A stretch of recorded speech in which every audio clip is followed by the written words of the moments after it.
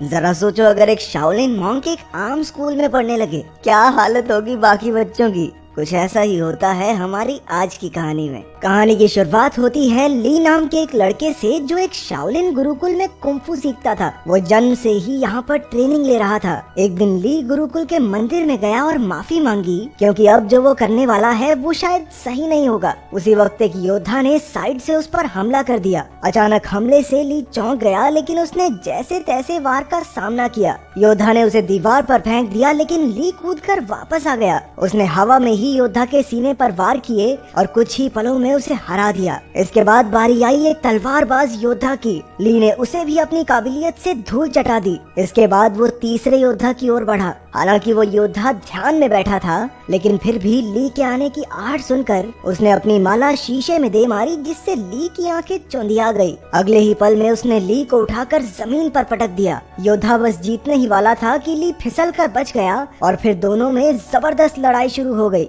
अंत में जीत ली की ही हुई। फिर वो मंदिर में सर झुकाकर बाहर चला गया। गुरुकुल के टीचर ने उसे बताया कि परीक्षा में उसने सबसे ज्यादा हुनर दिखाया है, इसलिए उसे शहर के नए स्कूल में जाने का मौका मिलेगा। शहर में वो 3 लोगों के परिवार के साथ रहेगा, जिसमें 2 बच्चे और एक उनका पिता है। वो आदमी दरअसल एक साइंटिस्ट है जो गुरुकुल के टीचर को जानता था। इसके बाद ली नए शहर की ओर रवाना हो गया। नए स्कूल में एक 15 साल का लड़का फैंग था, जो ताइक्वांडो का खिलाड़ी था। उसकी छोटी बहन शैन शैन अपने भाई से बेहद प्यार करती थी। स्कूल के ताइक्वांडो क्लब को लैन संभालती थी। वो फैंग के मुकाबले देखकर उसे उसकी कमियां बताती थी, ताकि वो और बेहतर हो सके। लैन का भाई तो एक नंबर का पेटू था। उसे हर वक्त खाने के सिवा कुछ नहीं सूझता था। वो चारों अच्छे दोस्त थे और आसपास ही रहते थे। दरअसल ली लैन के घर ही रहने आने वाला था। उनके पिता डॉक्टर हैन कड़ी मेहनत से काम में जुटे थे। उसकी पत्नी कई साल पहले गुजर गई थी, तो अब वो काम में मस्त रहता था। वो एक खास डिवाइस तैयार कर रहा था, जिस पर शहर के गुंडों की नजर थी।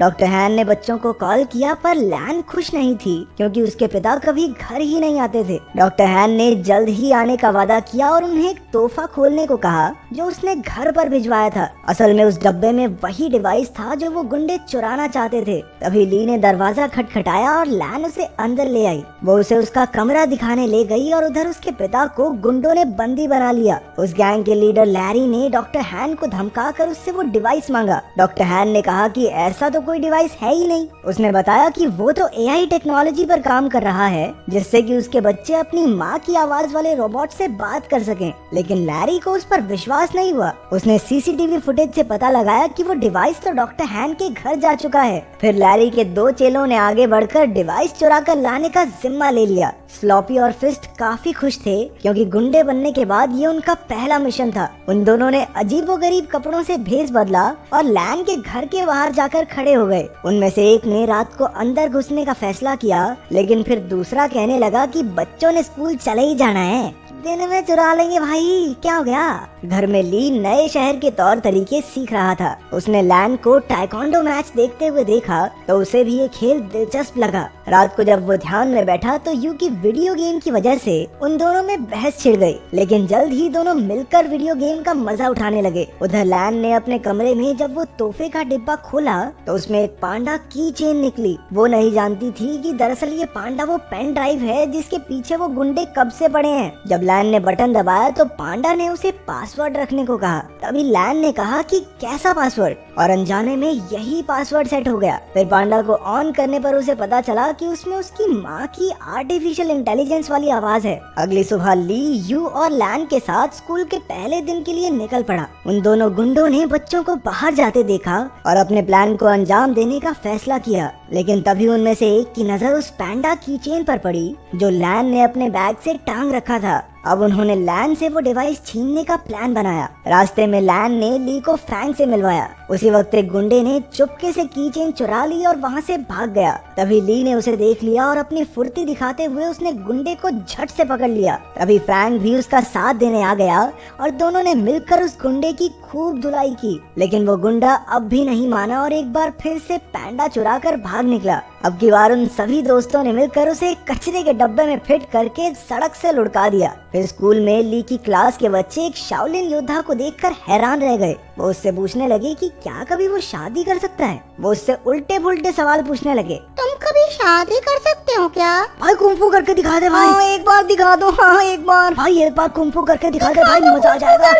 आखिरकार टीचर ने उन्हें शांत करके कहा कि ये सब खेलने के पीरियड में करना। खेलने के पीरियड में उनके कोच ने बताया कि अगले महीने उनकी चुस्ती फुर्ती की जांच होगी और जो कोई इसमें पास नहीं होगा वो अगली क्लास में नहीं जा सकता। ये सुनते ही यू की हालत पतली हो गई क्योंकि वो बहुत मोटा था। भगवान जानता है भाई साहब कितनी मुश्किल से चलते थे। फिर कोच ने सबसे 100 मीटर की दौड़ लगवाई। ली ने तो समय से पहले ही 2 चक्कर पूरे कर लिए, जबकि बाकी बच्चे अभी पहले चक्कर में ही थे। इसके बाद उन्हें पुशअप्स करने के लिए कहा गया, जिसमें अपना ली पहले से ही माहिर था। उसने 100 से भी ज्यादा पुशअप्स किए और बाकी बच्चों से तो 2 भी नहीं हुए। बाद में तो उसने एक हाथ से पुशअप्स करने शुरू कर दिए। उसकी काबिलियत देखकर सभी बच्चे कूदने लगे। फिर बारी आई ऊंची छलांग लगाने की। ये तो ली के बाएं हाथ का खेल था। बेचारा यू तो मुंह के बल नीचे गिर पड़ा। वहाँ डॉक्टर हान की लैब में लैरी ने उन्हें कुर्सी से बांध रखा था और उसे गोल्फ बॉल से पीट पीट कर परेशान कर रहा था। रात को वो दोनों गुंडे मौका देखकर लैन के घर में घुस आए। तभी ली की नजर उन पर पड़ गई और वो एक खिलौने के पीछे छिपकर उन्हें डराने लगा,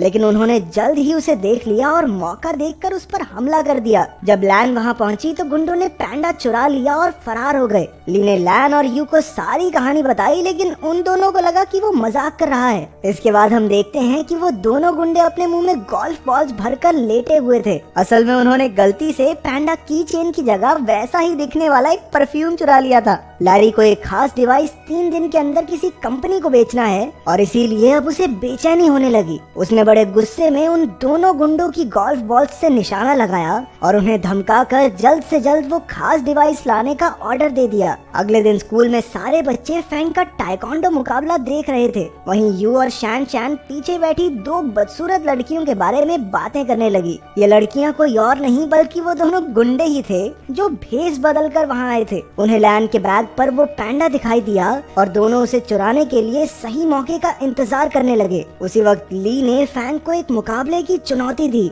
इस मजेदार मुकाबले को देखने के लिए सभी बच्चे भागकर आगे चले गए। अब सही मौका देखकर गुंडों ने बैग से पैंडा चुराने की कोशिश की, लेकिन इस चक्कर में उनके नकली बाल वहीं फंस गए। उधर मुकाबले में फैंग और ली में जबरदस्त टक्कर हो रही थी। दोनों ही एक दूसरे पर भारी पड़ रहे थे। आखिरकार दोनों ने एक दूसरे को ना मारने का फैसला किया और मुकाबला खत्म हुआ। उसी वक्त सबने पीछे मुड़कर उन दोनों गुंडों को पहचान लिया। बच्चों ने मिलकर उन पर हमला बोल दिया, लेकिन इस बार वो एक बच्ची को मारने की धमकी देकर पैंडा डिवाइस लेकर भाग गए। फिर बच्चे मिलकर प्रिंसिपल के पास गए और पुलिस को बुलाकर सारा माजरा समझाया। वहीं ली खुद को इस सब का जिम्मेदार समझ रहा था, क्योंकि अगर उसने फैंग को चुनौती नहीं दी होती तो लैन अपने बैग से दूर ही न जाती। लेकिन बाकी बच्चों ने उसे दिलासा दिया कि ऐसा नहीं सोचना चाहिए। आखिरकार लैरी के हाथ वो डिवाइस लग गया और उसके जरिए उसने कंप्यूटर पर एक प्रोग्राम चलाया, लेकिन उसे इस्तेमाल करने के लिए पासवर्ड की जरूरत थी, ये वो नहीं जानता था। उसने कुछ प्रोग्रामर्स को बुलाकर लॉक खोलने के लिए कहा, लेकिन पूरा दिन बीतने पर भी कुछ हाथ नहीं लगा।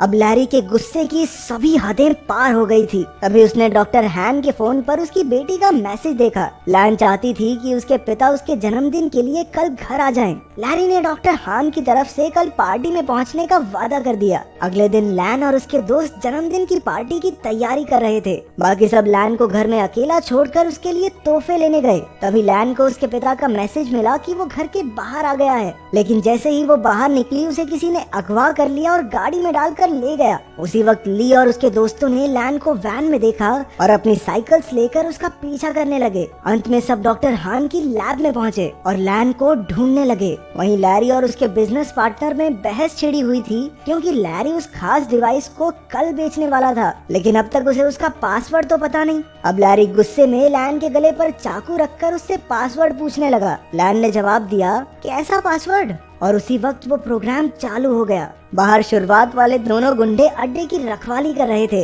ली और फैंग ने उन पर हमला करके उन्हें कुछ ही पलों में चित कर दिया, लेकिन इसके बाद उनका सामना हुआ लैरी के आदमी ब्रैडली से। वो भी एक खतरनाक फाइटर था, इसलिए ली और फैंग मिलकर भी उसे हरा नहीं पा रहे थे। अंदर लैब में लैरी की डील पक्की होने ही वाली थी कि उसी वक्त यू ने आकर चुपके से अपनी बहन और पिता को रिहा कर दिया। ली ने भी वहां पहुंचकर गुंडों का मुकाबला किया, उसी वक्त लैरी पेन ड्राइव वाला बैग लेकर बाहर की ओर भागा, लेकिन डॉक्टर हान, यू और लैन ने मिलकर उसकी धुलाई कर दी। ली एक बार फिर से ब्रैडली के साथ मुकाबला करने में फैंग का साथ देने पहुंच गया। आखिरकार वो दोनों मिलकर उसे हराने में कामयाब हो गए। अंत में पुलिस भी वहां पहुंच गई और सारे गुंडों को पकड़ लिया। बाद में ली और यू को उनकी बहादुरी के लिए प्रिंसिपल ने मेडल दिए।